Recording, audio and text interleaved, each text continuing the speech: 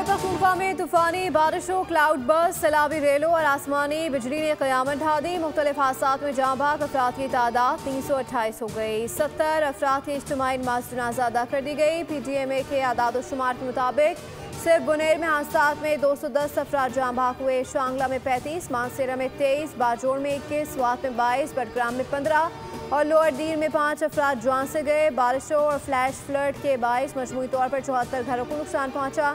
63 घरों को जुज़वी और 11 घर मुकम्मल मुनहदम। शदीद बारिशों का मौजूदा सिलसिला 21 अगस्त तक वक्फे से जारी रहने का इम्कान है। नदी नालों में तुग़यानी और सैलाबी सूरत हाल पैदा होने का खदशा।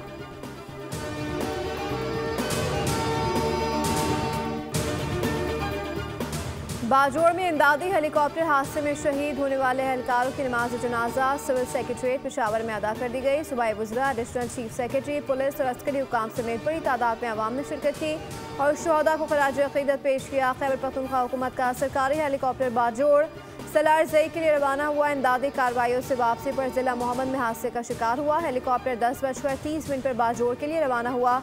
12 बजे हेलीकॉप्टर से राब्ता मुनक़ता हुआ।